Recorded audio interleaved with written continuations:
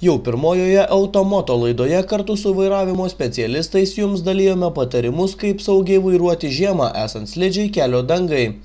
Specialistai perspėja, kad yra 3 pagrindiniai vairavimo šaltuoju metų laikų principai – saugus greitis, taisyklingas automobilio valdymas ir atsakingas mašinos paruošimas. Apie saugų greitį su Panevėžio darbo rinkos mokymo centro vairuotojų mokymo skyriaus vadovu Vytautu Šakėnu pakalbėsime ir šios dienos laidoje, tačiau pradžioje paanalizuokime stabdymą esant sniego ar plikledžio dangai ant kelio paviršiaus. Gana neženklus greičio padidinimas iššaukia gana nemažą stabdymo kelio padidėjimą. Sakykime, toksai pavyzdys.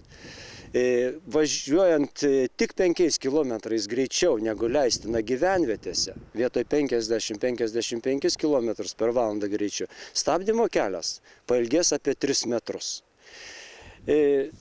Tyrimai yra nustatę, kad toks nežymus greičio padidinimas tikimybė įvykti eismo įvykiai padidina iki 20%.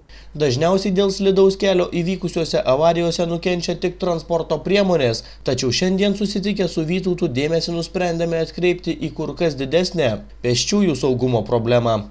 Pasak Vytauto Šakėno, žiemos metu esant gausiam sniegui, šalia perėjų išdygsta sniego kalnai, kurie dažnai paslepia besiruošiančius gatvę kirsti pėsčiuosius, o ypač mažaūgius vaikus. Tuo įsitikinome vos keletą minučių pavažinėję po miestą, perėjose pėstieji išties sunkiai pastebimi. Iš tikrųjų, ta problema pasirodo gana yra aiškiai matoma šiom dienomis, kadangi Panevėžyje padaugėjo užvažiavimų ant pėsčiųjų. Ir tie užvažiavimai vyksta ne tik tai tose vietose, kur ir gerai matomas kelias, bet gana dažnai įvyksta pėsčiųjų perėjose. Ir viena iš tų priežasčių matyti yra, kad kasant sniegą yra sukasami nemaži kalneliai. Ir iš tikrųjų pėstysis išėjęs pro tokią užtvarą, jisai staiga pasirodo kelyje ir vairuotojui yra labai sunku prognozuoti. Ypatingai šitoje vietoje yra pavojingi vaikai, nes jie yra mažo ūgio ir iš tikrųjų mes galim jų nepastebėti. Tai dėl ko tai įvyksta, dėl kieno kaltės, be abejo, tai ko gero dažnai būna ir vienų ir kitų kaltė.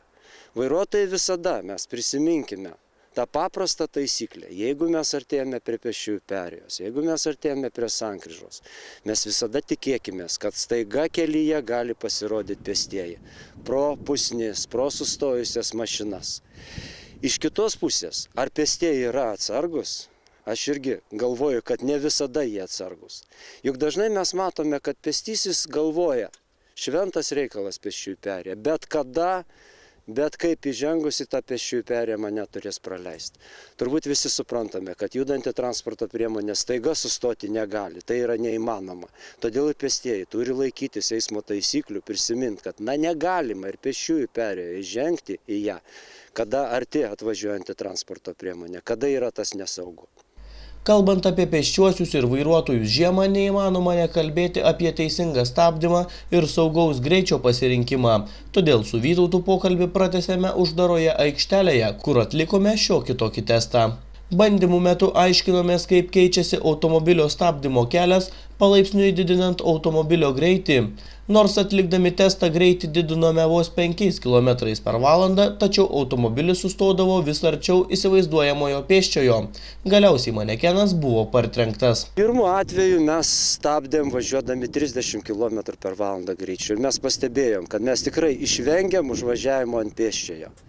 Antru atveju greitis buvo 35 km per valandą. Dar mes sugebėjom sustoti, dar mums užteko to atstumo. Ir važiuojant 40, tik 40 greičiu jau mes nesugebėjom sustabdyti transporto priemonę, slydom ir partrenkėm tą mūsų imituotą kliūtį. Turbūt reikėtų dar kartą priminti apie tai, kaip vis dėlto stabdyti, kada staiga kelyje atsirado kliūtis. Na, kiekvienas vairuotojas turbūt pasakys, kad spausti stabdžio pedalą. Taip, tai yra teisybė. Šiuolaikiniai automobiliai turi stabdžio antiblokavimo sistemas. Ir iš tikrųjų reikia spausti stabdžio pedalą ir spausti stipriai. Automobilis stabdo, slysta. Tačiau gali pritrūkti metrų ir jeigu mes matome, kad mes vis dėlto slysdami atsitrenksim į tą kliūtį, yra dar kiti keliai, kaip išvengti išvažiavimo. Tai jeigu yra galimybė apvažiuoti kliūtį, ką mes ir akivaizdžiai pademonstravo. Matydami, kad partrenksim šitą manekeną, atleidom stabdžių pedalą. Tada automobilis tampa vairuojamas. Jisai jau klauso vairuotojo. Neslysdamas jisai gali sukti vairą, kurią nori pusę, jisai slys ten, kur jam reikia. Ir aišku, dar kitas variantas, galbūt apvažiuoti kliūtį yra sudėtinga, yra pusnis, gana minkštas. Blogiausia atveju važiuokim į tą pusnį, bet neatsitrenkim ypatingai į žmonės. Taigi šiandien tiek apie saugų greitį ir teisingą stabdymą. Būkite atidūs kelyje.